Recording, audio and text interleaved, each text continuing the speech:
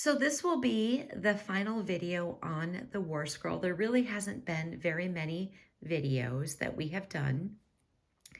If you recall, I said that the War Scroll was found in the Cave of Qumran. It is non-canonized, but I wanted to get this because it spoke about religious preparation processes, fighting in military, and I wanted to see what it had to say. It didn't really contain what I thought it would, but it's been interesting. So we did a video here on the religious preparation. So what I want to do in this one is do this final summary and speak about the fighting and military and put that together here for you in one video. And of course we can't get to everything, but it's interesting. So I'm just going to take this away and I'm just going to start here. But for example, when we were talking about the religious preparation, this has a section here on the ministry of the priests and the Levites, but of course we can't get to that because it's impossible to get to everything.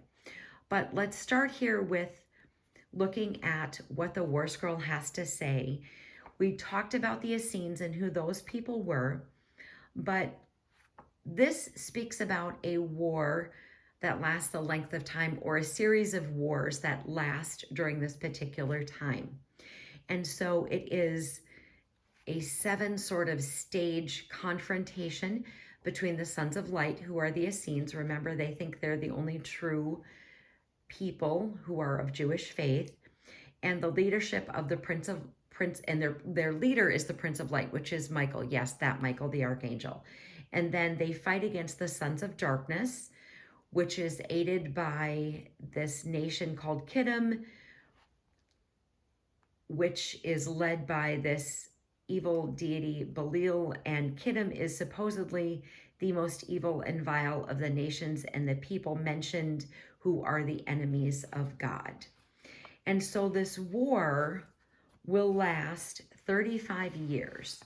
So for 6 years, the entire congregation is going to fight together, and then it's 29 years remaining is sort of different sections. So when we talked about those banners and the length of banner, and this banner says this is part of the preparation for, when they're in battle, and this banner is with this group, etc. So that's kind of sort of the thing that you will see here in this book.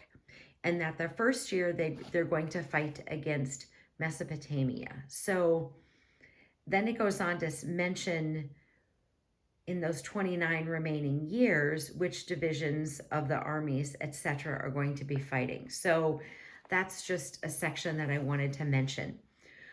There also is a section where it mentions the recruitment and the age of the soldiers. So it's all very precise, designed for specific things. So it says that those who are going to strip the slain, plunder the spoil, cleanse the land, guard the arms, and prepare the provisions, they're going to be from 25 to 30 years old.